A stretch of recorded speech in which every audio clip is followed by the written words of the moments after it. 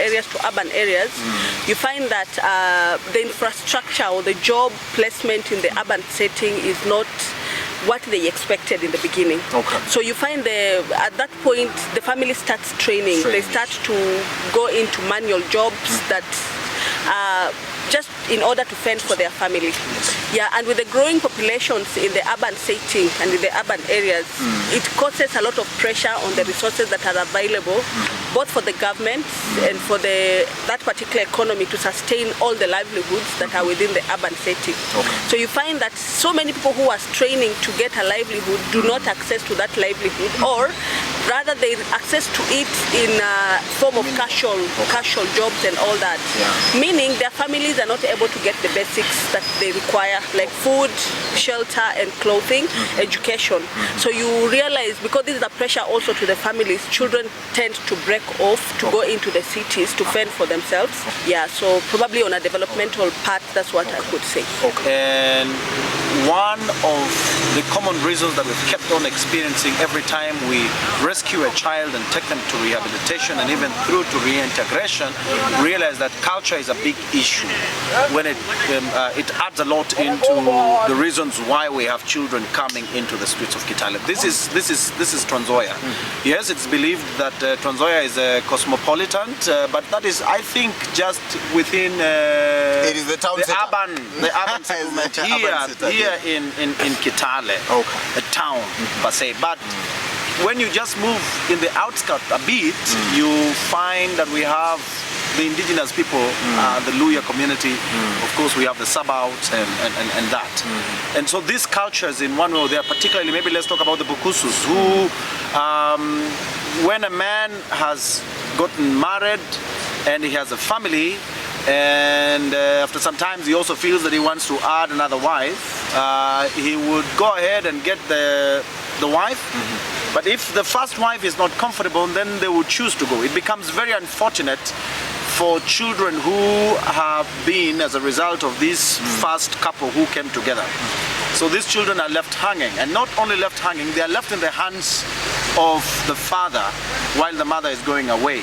Now the father finds it very hard to continue, or whether it becomes hard for children to cope in this new arrangement here with the stepmother. Just like myself and just like many other people who have grown up in stepmothers, you would be lucky if you would learn into the hands of a stepmother who is loving and caring and would do almost what your mother would do to you. So children in that kind of an environment try to find another place. And as a result of that, everybody's going to town. People are moving to town. If you have trouble in your village, if you have trouble, if you can't have food, if you can't have a peace and joy, you see everybody and every part is going to town. Everybody's going to town. So children also leave.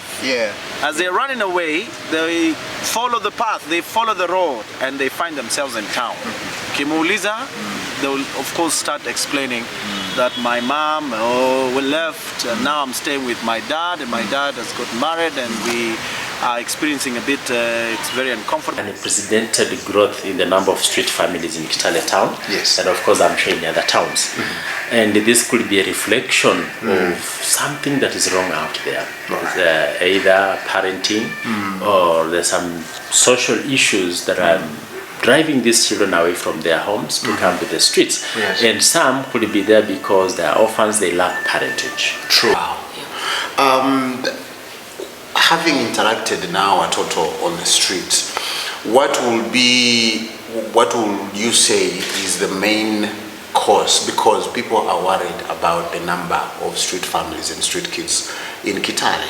And the biggest question that we need to answer is, where are they coming from and why are they coming to the street? Okay, these kids are coming from their homes, from relatives, and as I've interacted with these kids, some families can't keep kids. You get a family that have so many kids, they can't keep kids, they can't feed these kids.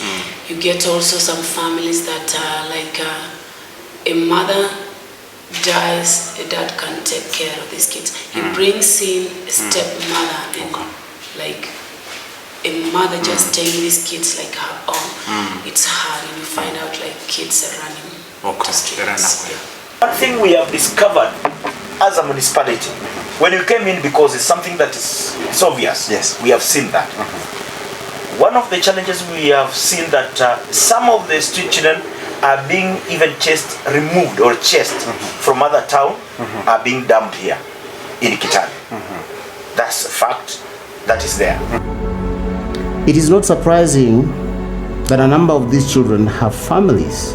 They have grown, they have married, and they have given back to children on the streets.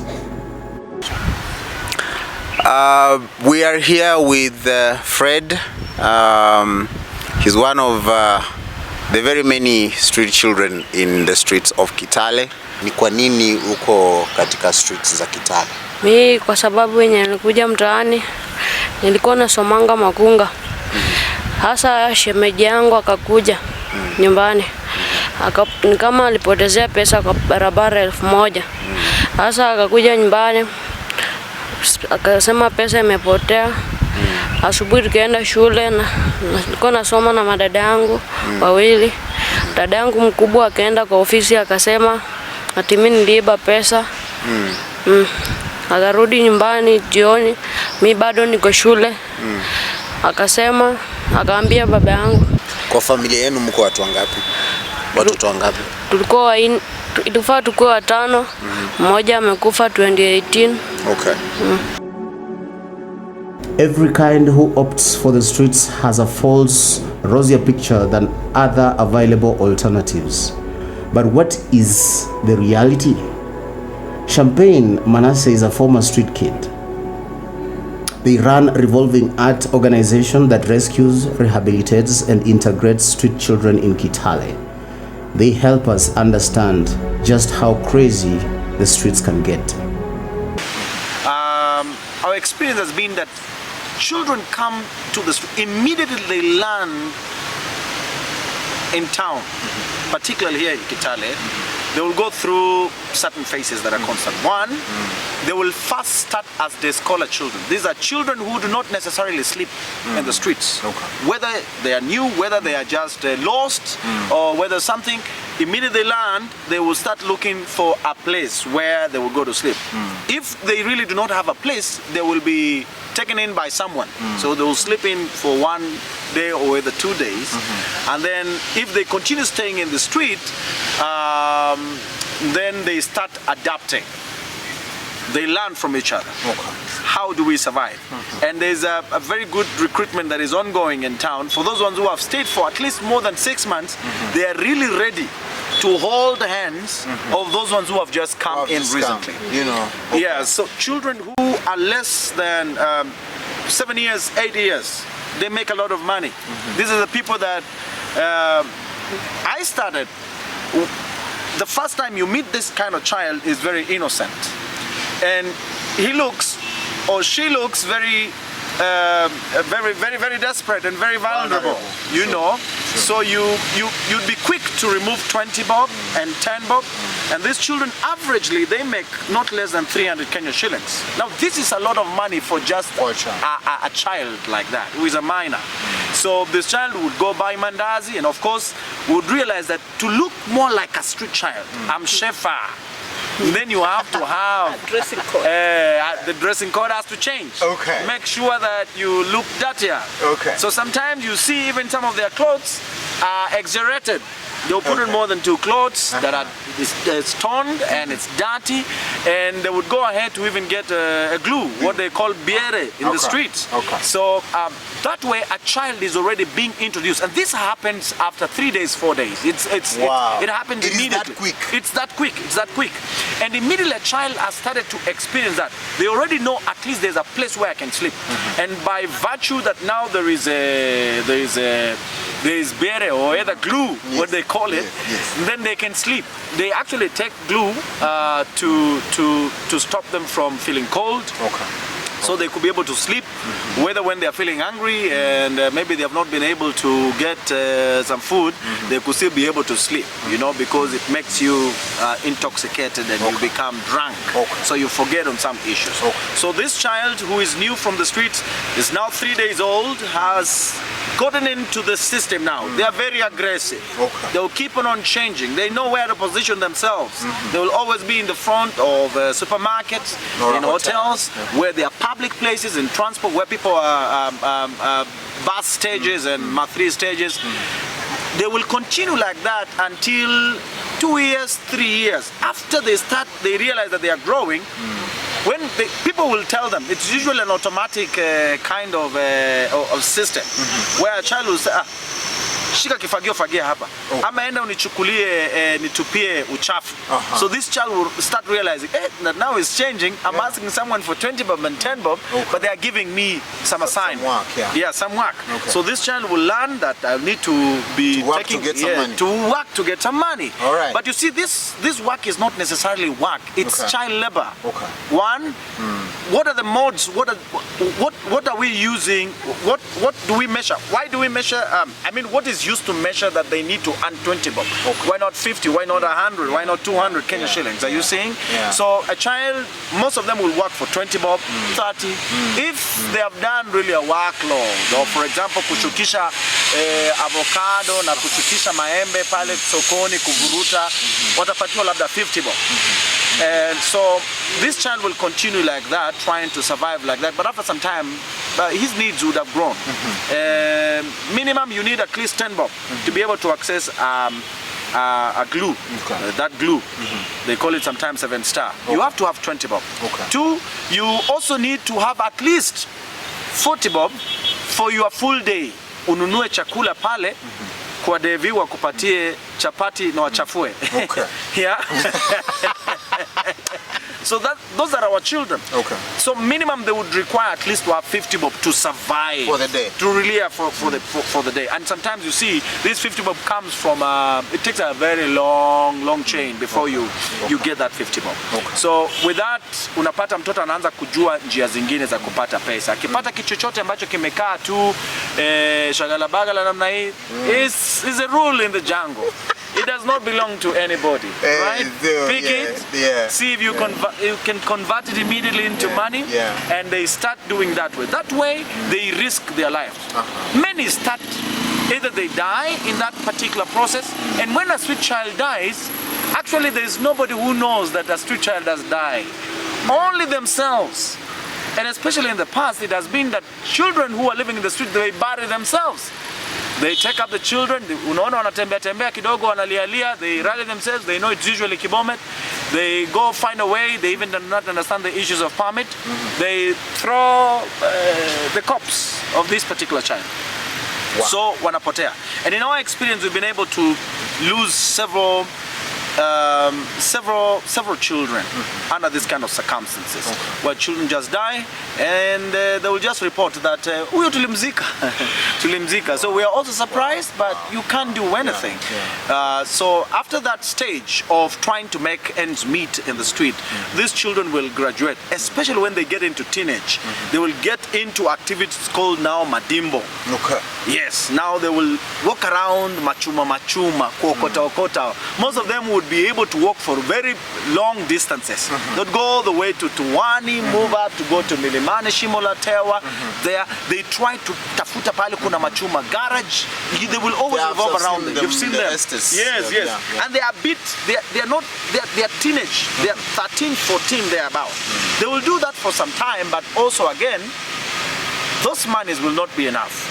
Because when a child now is coming into teenage, they start thinking that they have grown. Life in the street is very short. Children who are living in the street have very short time because of the they've been exposed to very harmful environment. You know, glue that is never treated. They always sleep outside. They must fight to survive in the street.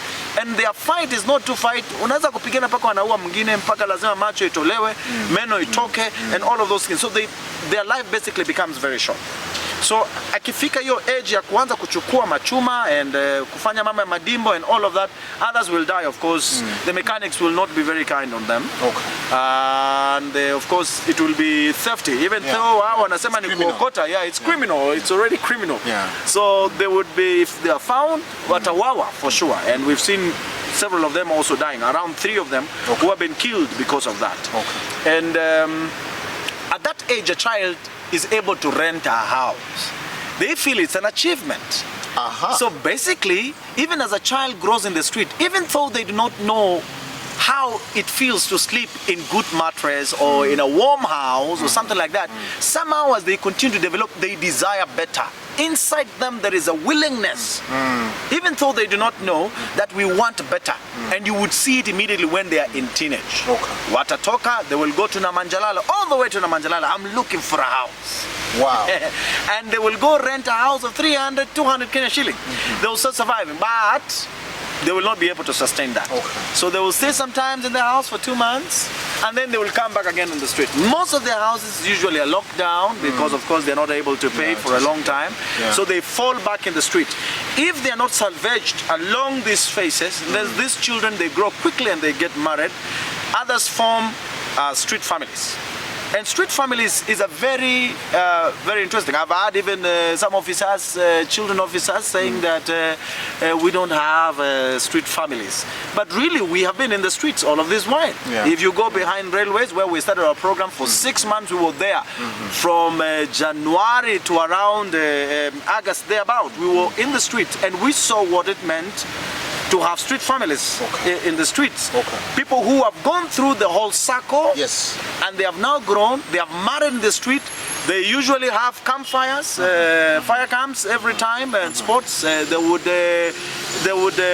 take these security jobs at night to kuchunga na vitu kama hizo, lakini si kazi ya kuandikwa na kampuni ambayo is very sustainable.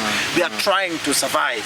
They have been surviving all of this. At that level, probably they have decided that this is gonna be my place. This is my place. I don't have anybody who can rescue me. Organizations, we don't take in children or adults particularly. It becomes very hard to keep an adult within a charity institution. So most of the time when these children are in their late teenage, it becomes very hard for any admission to happen within any charity institution. So they accept that this is their life. Now they become very thorough in their survival. All right, so they will become very extreme. Instead of asking, they will not wait for anything to be found. If they find you in a place that they have an opportunity to take what you have, then they go ahead immediately and do it. And that is what really has been happening. And then sometimes also utawapata wanafanya burglary, watachoma pahali ama wataiba tire ama watafanya kitu, and then wanaenda mafichoni. They can also travel and move towns a lot at that age. Now they start moving town. They go to Eldoret after they have done a very big scandal here, a criminal case ambayo wanatafutwa. Then they will go to Eldoret. After Eldoret they will go to Nakuru. Then who knows when now their time is now ticking too fast. Too fast, because they will not be able to do that for a very long time before they are caught. And they will die either in Eldoret, they will die in Nakuru. Maisha hapa ni ngumu. Juu watu wanakuchukia, wanakuita mwizi. Maskari kama ni wakati ya msako, maskari wanawapiga, wanaumiza. Tena tunalala kwa shida, kukula nani taabu, tunakula kwa pipa. Juu hakuna mwenye anaweza, sio rahisi mtu akununulie chakula. Kama mpatako pesa yako kidogo, unaenda unakula. Tuambie sasa hii kuliendaje? Kuna ule alipigwa reli rungu ya mbavu huku. Kuna askari alikuwa anatunyanyasa. Pesa yake akipata kama ni mshahara anaenda analala na malaya. Ikiisha anakuja anatuambia sisi tumpatie. Askari? Akapata mwingine kwa veranda, alikuwa mgonjwa. Tulikuwa na mwilanga macho. Akampiga rungu za mbavu.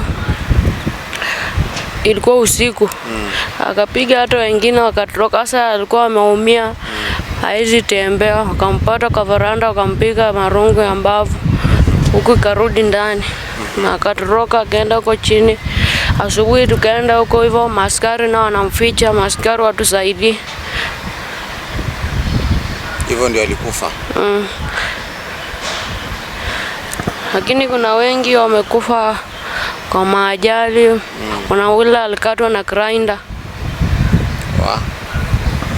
Kuogelea huko chini Lavington, lakini sasa hakukuwa anajua kuogelea vizuri, akaanguka kwa maji mara ya kwanza, mwenzake akamtoa tena, akarudi kwa maji, akafeindia kwa maji ndani, wakamtoa nje, alikuwa anatoa damu kwa mapua, wakampeleka hospitali, madaktari wako mshughulikia. Asubuhi tukaenda kumuona, hata alikuwa anampelekea chakula, tukapata amekufa. Ladies and gentlemen, the story is just too much to handle. I'm surprised that even the police can be able to attack street kids when they are sleeping at night, and some of them even demanding the little cash that these guys are making during the day. It is a harrowing story. Tell us a little bit more about your experience on the street, especially after your mom passed away. Okay, experience of the streets is in that it is hard for one to be on the streets. Yes, I was staying in a place, a head shelter. At times, I couldn't manage to pay rent. By then, my rent was 400 shillings. Okay. When my mom died, I had siblings. Okay. I had my elder sisters, but they couldn't take care of you. Take care of me. So I was the one who was brave and who can do something to make sure the family is getting something. So most of the time I was living in a house that has no windows, has no doors. The landlord couldn't stay with us for 3 months, 6 months without you paying rent. It was hard. So I was on the streets hustling. I was in a salon. I was cleaning things in town. It was hard. And tuambie hizo wiki tatu zenye ulikuwa town kulikuwaje? Life tu ya town tuelezee tuelewe kwa sababu watu hawaelewani. Ilikuwa mbaya. Nilikuwa nalala nje. Narokota vitu ya pipa. These children have escaped whatever circumstances they found themselves in and hoped that the streets will provide a relief.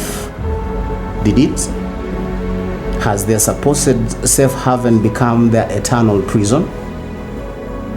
What makes it so difficult for these children to leave the streets?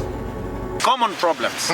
So you find that this, kama ni watoto ya watu wenye wanaenda vibarua, they will be suffering. Their issues and their challenges are related in one way or the other.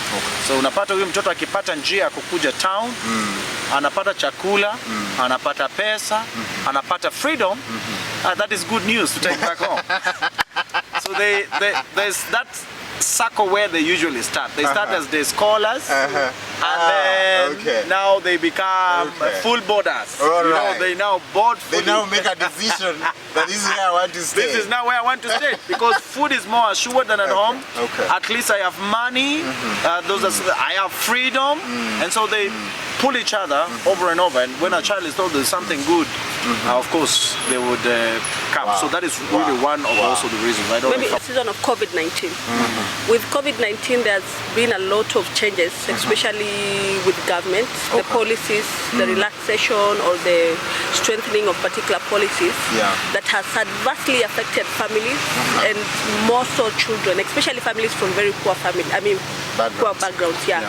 So you realize that during this season, actually, we've experienced an influx of children being in the streets. At some point when COVID was beginning, I met a family, a parent who had a child carrying on the back, just a normal parent from Michume. And she was coming from Milimani. Incidentally, this parent depends on going to Milimani to wash clothes for the Indians so that she can get 100 shillings to go and fend for her children. But now she cannot be able to go to Milimani. Now nobody allows anybody into their compound because of COVID. Like this is what she was saying. We wait for one of us to go in. She will come, whatever she will come with, that's what we will share, even if it will be a 50 bob. Remember, this is a family that has children, and most of course, you know where we come from. Parents hire up to 9 kids and all that, especially in rural settlements. Yeah, so it becomes a toll pressure. You realize now children, because the whole day they have not eaten anything, they just have to fall back into the society. Another reason, just before we forget, is parental negligence, whereby parents are there available, but they just don't take responsibility. It's not they don't make it their business to ensure that these children get what they need, and especially the basic needs. So you find that children, even when kids go back to town and to fend for themselves, in fact they feel like it's a good thing. Why? Because they go to town and they come back with money, and it becomes a routine, and before long you realize that this child has stayed in the street.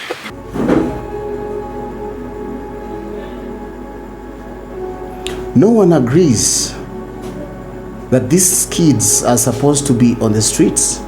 Government and other players have implemented interventions with hope that they will have impact on these kids. But why do we still have an increase on the number of children on the streets of Kitale? As a county, there are so many things that we've done to ensure that street kids and street families are no longer on the streets, but we've had several challenges. Another challenge that we have been experiencing to see those families, street children are there and they are still growing.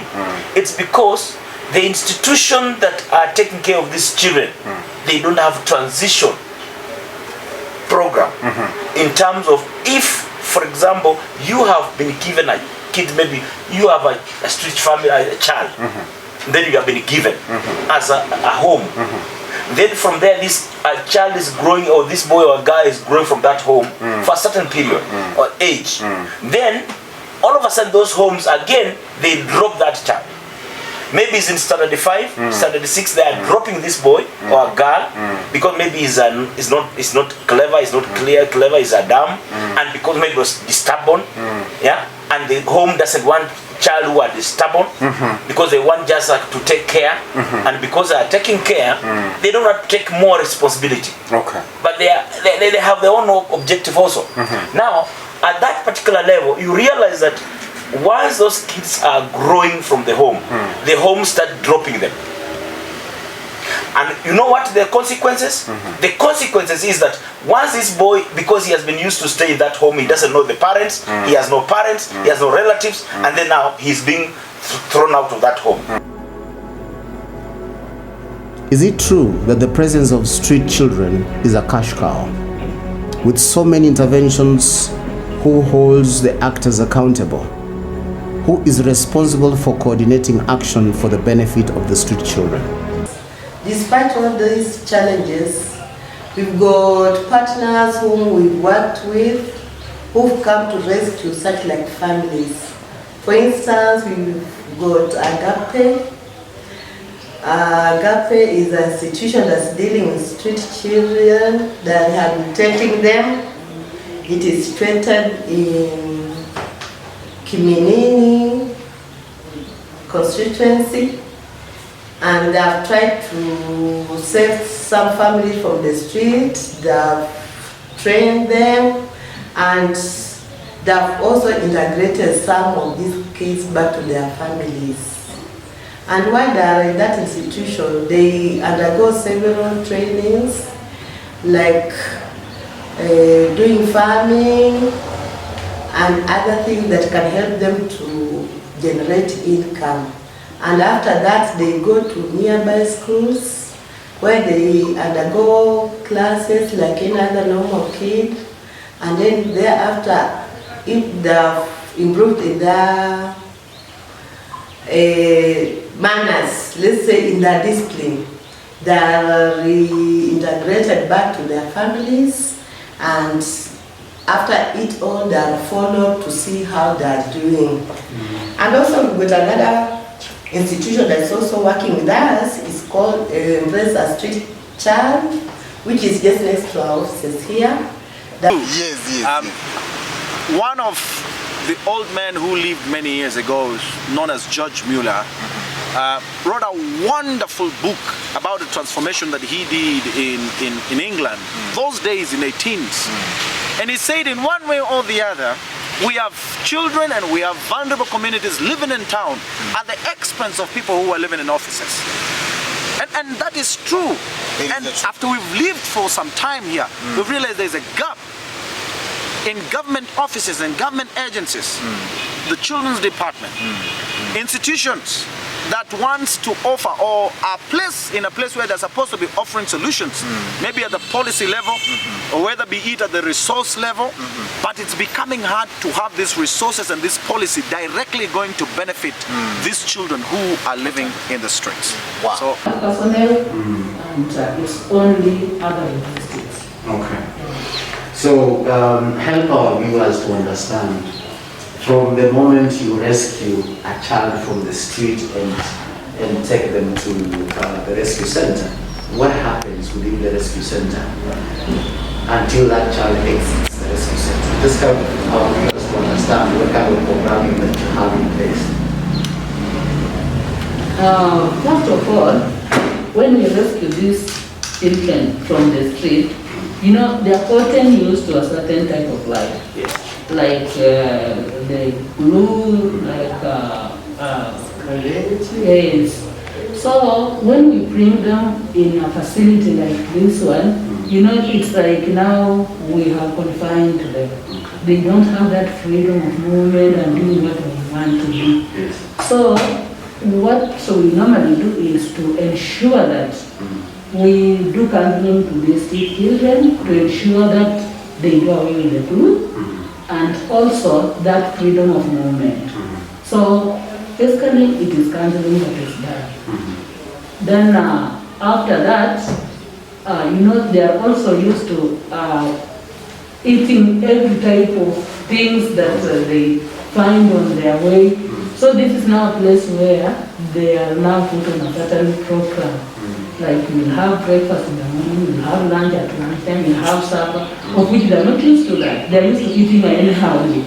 So we ensure that we make them understand that this is now a different environment from where they have been.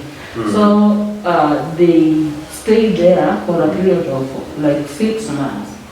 After 6 months, we now can assess what we can do with who, because it will depend with oneself. Okay. So if we feel that this one can manage now to be placed in a home or in another environment or repatriate, that is what we do. But there are those who are somehow slow.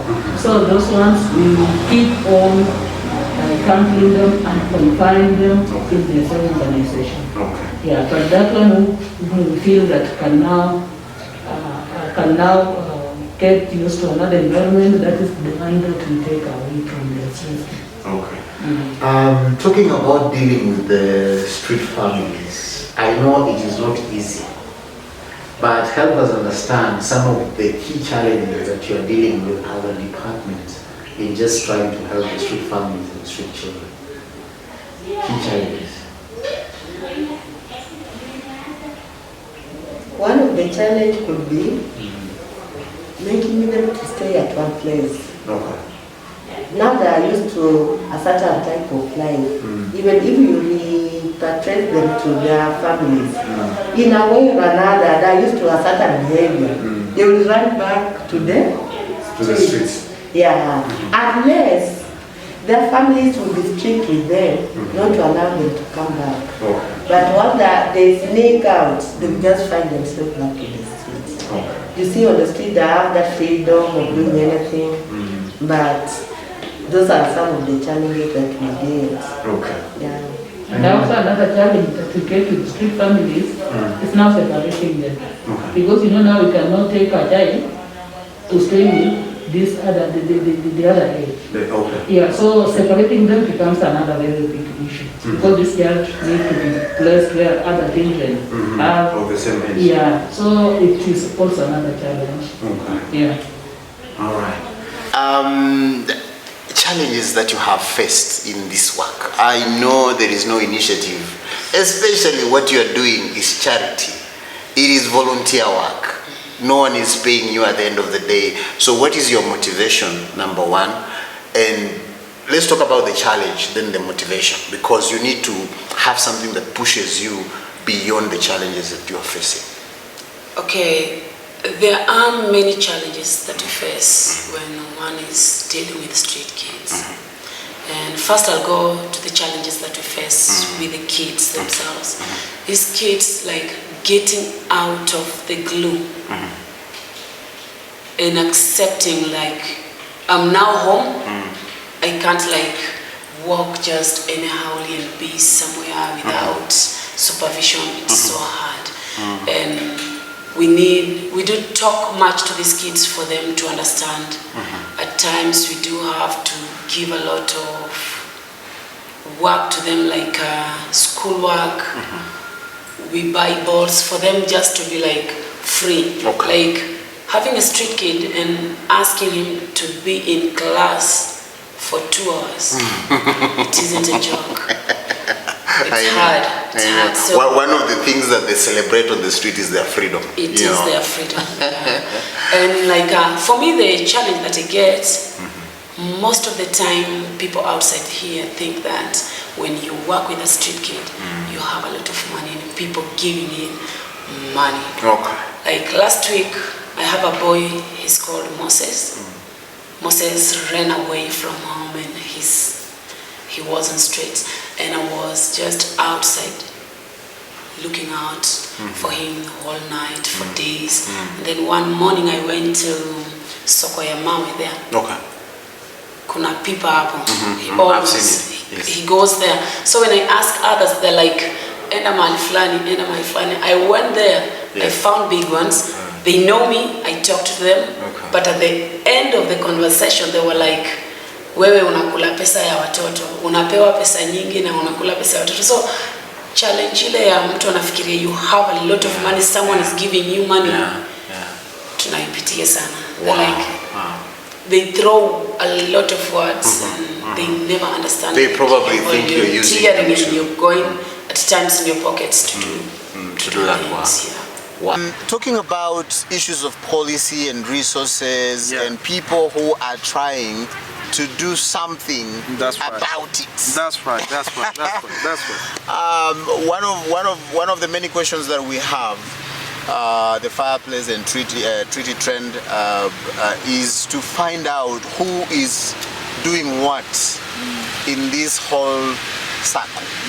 You know, either with understanding or without understanding. That's right. You know, by face value, by see a street kid is begging for something, give it because you have, you know, and then move on to wherever you're going. Now, given your experience, probably you can share with us.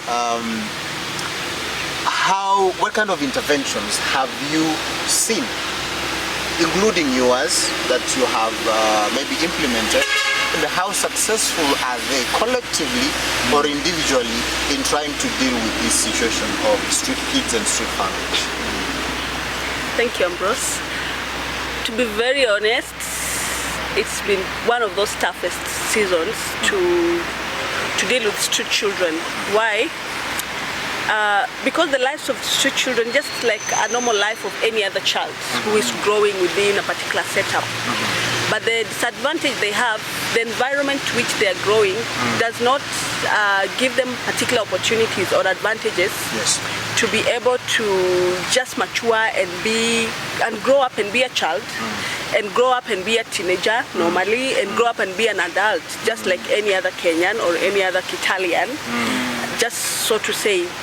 It is so tough if you are coming into the system to support or be able to rescue this particular child or redeem this child from the streets, and yet the systems or the dots that are supposed to be aligned, the fabric is weakened.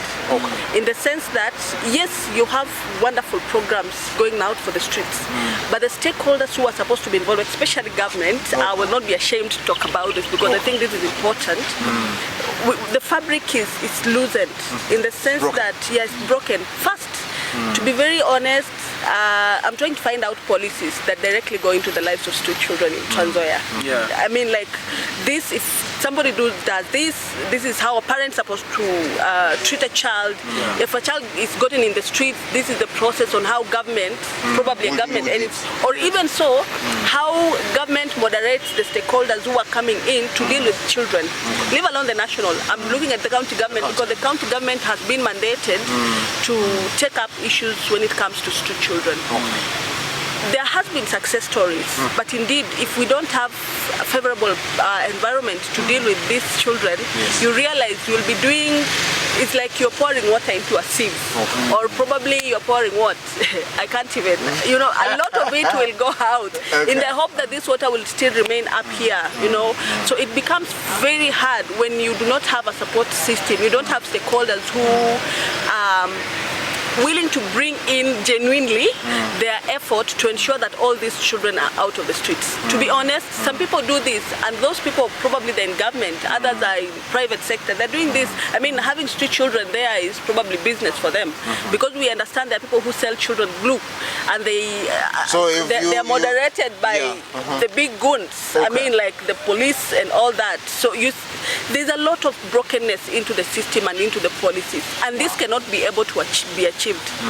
We dealt with the street children since the year 2016 January until 2020. We were using government facility, and it was amazing. Of course, government came on board to be able to partner with our institution to offer these services, and these were direct services to children. And at that particular moment, yes, we had a facility that could hold children, but where were the funds that were supposed to go directly into the lives of children? And this is not only to the organization or our institution. I'm so sure there are so many other organizations who are suffering the same thing.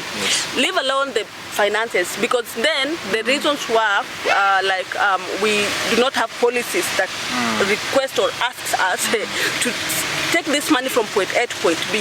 But yet they have allocated the money already. Yet they have allocated the money already, and yet they're the same people who are supposed to be making the same policies. Now, at the beginning of county governments, just like any other department, there were plannings, you know, looking at the data, looking at the numbers, and now planning based on that, on the numbers.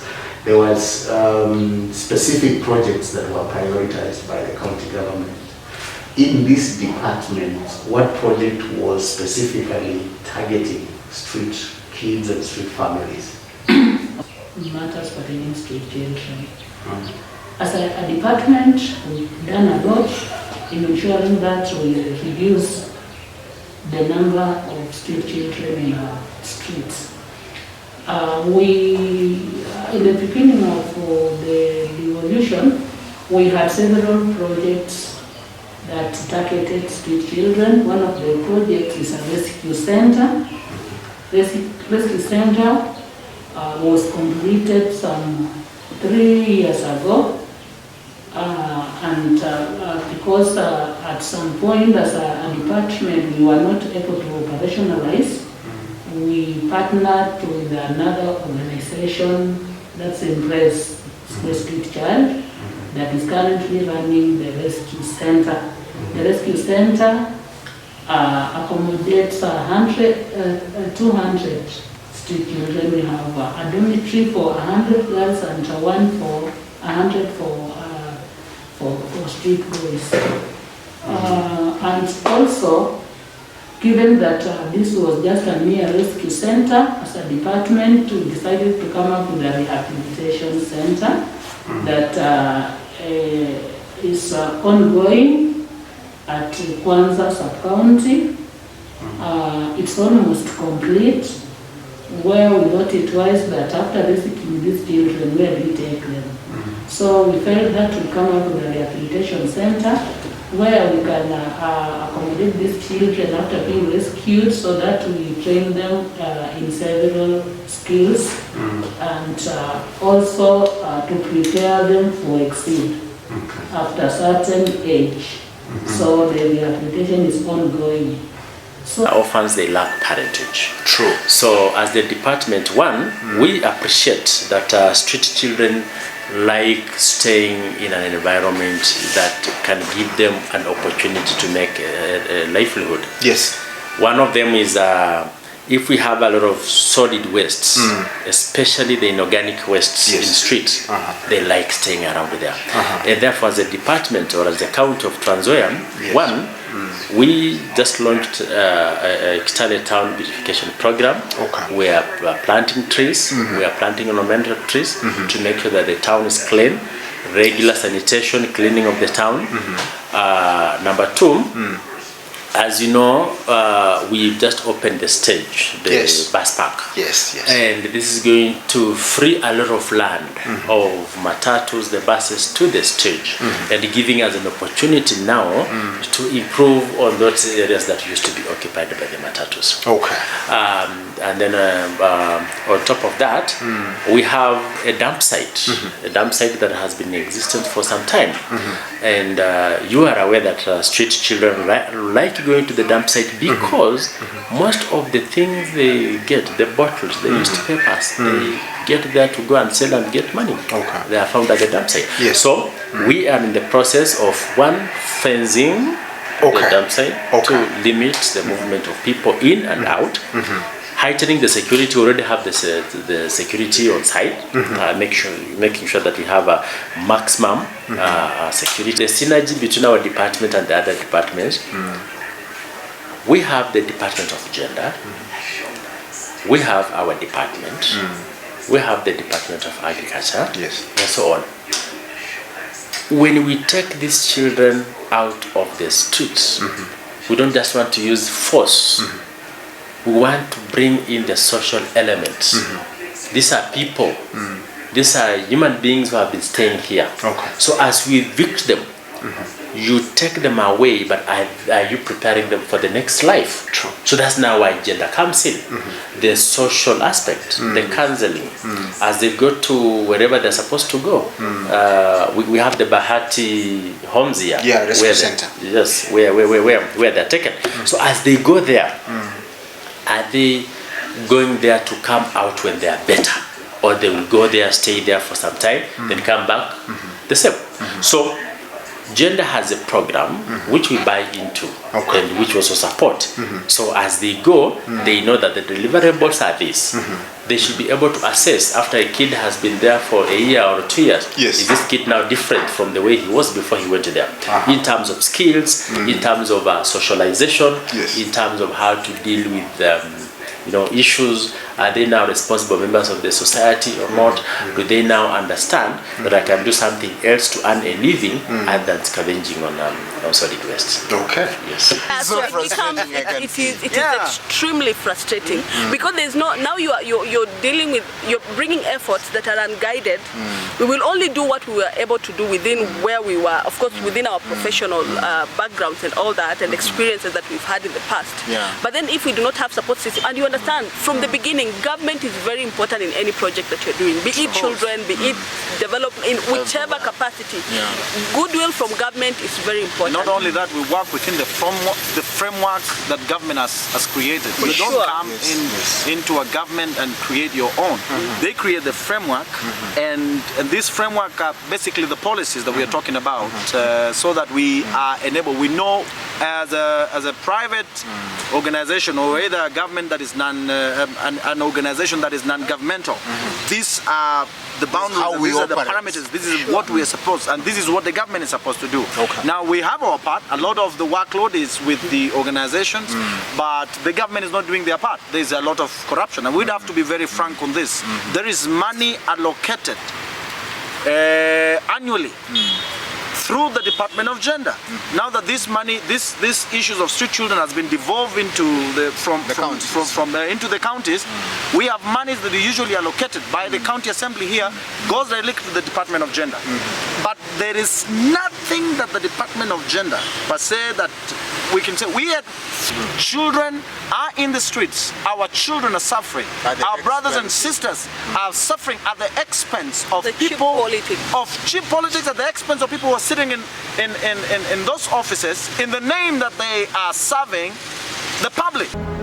Just to whom does these organizations and government departments answer to?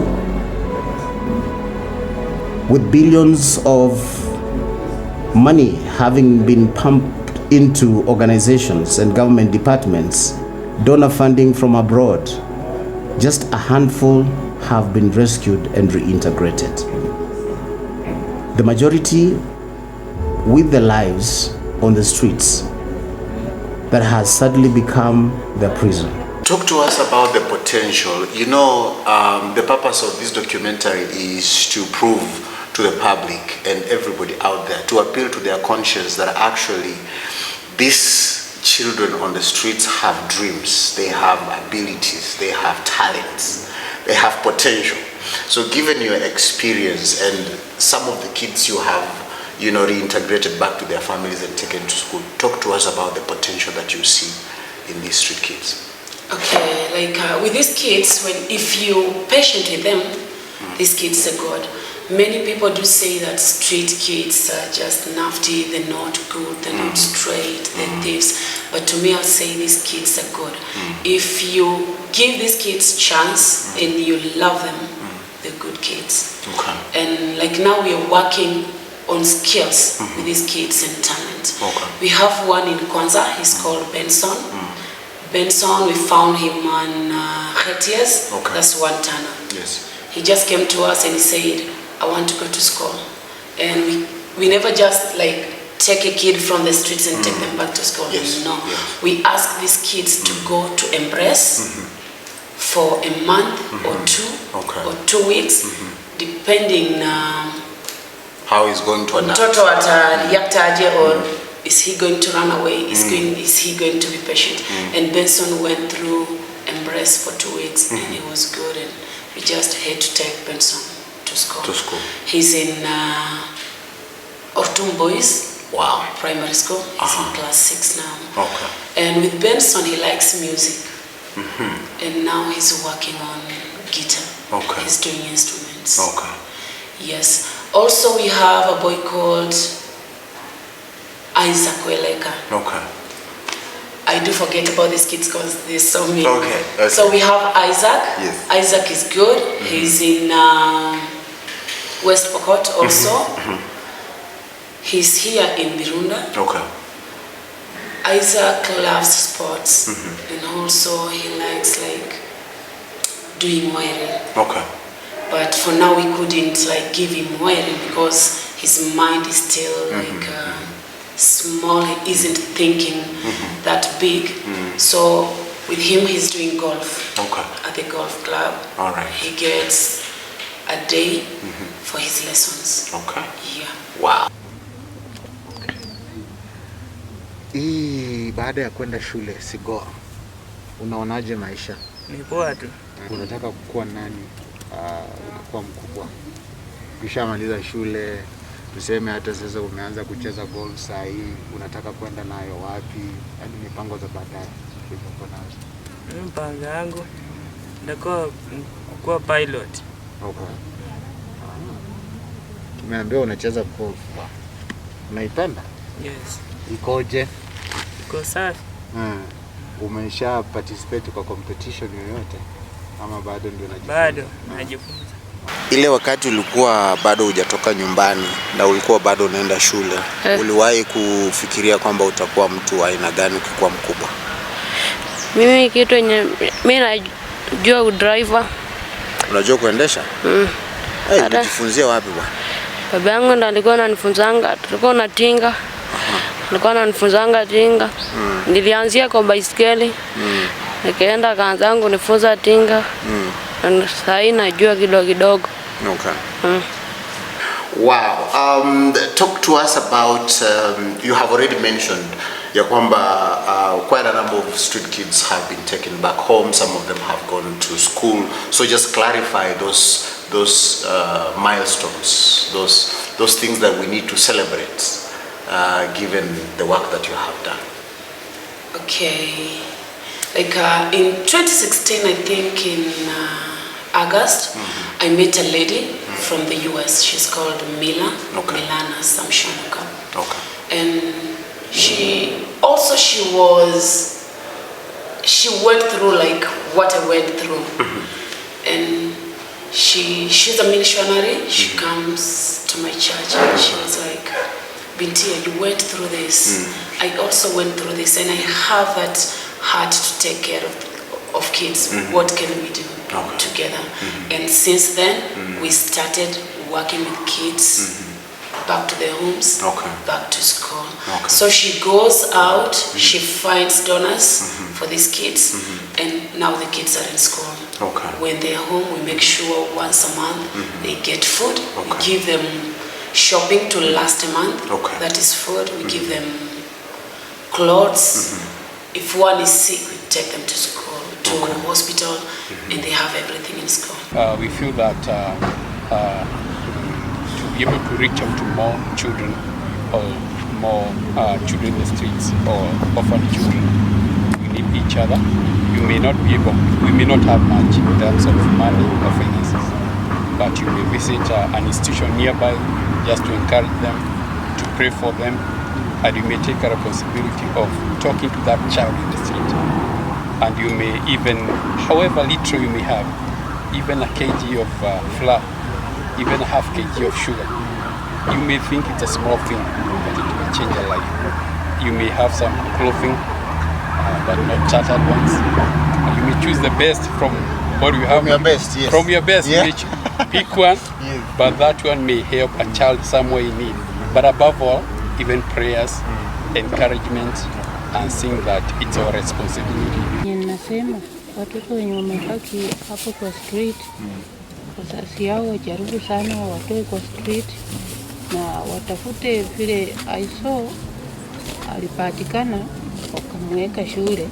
Hawa naye wajaribu waonane na Madam Pindia awasaidie atoe hao watoto kwa street, kwa vile mimi nikiona wakipigana wakitoa damu inaoneanga huruma. Na mtoto wako huwezi kubali aumie hivyo.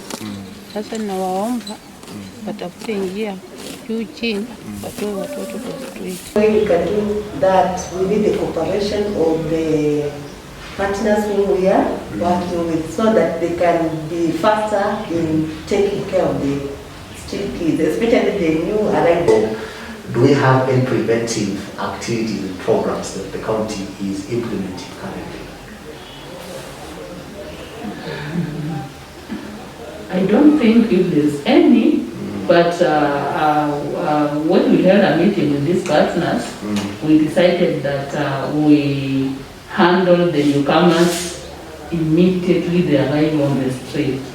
So those who've been on the street for quite some time, we always inform that we have the newcomers, so that we just deal with it on the spot. Yeah. Time has come. I think if this information ought to be to go around, it is time that we need to bring checks and balances again into our policies, so that our children can be safe, that our children can rightfully be able to benefit and eat on the taxpayer money. Who is a Kenyan? Yeah. Yes. We must make Kitale to be as clean and as attractive as possible. Yes. Because remember, we are one of the few towns blessed with this good environment. We have trees, we have forests in town. Yes. Here. It's beautiful. Yes, the environment, the weather is beautiful. We have Mount Elgon here that attracts people from all over the world. And this is the kind of conversation we should. And I want to quote one of the mayor in Perarus. Yes. He said that we must make the city of smiling people. People, when they walk, they smile. Yes. And I want to make this town, the people of this Kitale, when they walk in, they smile. Okay. The smiling town. Okay. They live and they die. Others are born or run away from their homes for a new life on the streets, which become their prison. It is morning, it is evening, each day. We want to thank everyone who found time and offered to speak on this matter. Thank you, all of you who shared your stories and made this documentary possible. We hope that at the end of the day, this begins a conversation that changes the status quo, changes how we treat street families and street children, and helps us to design programs that are more impactful and probably, God willing, eradicate street families from Kitale town. Thank you all.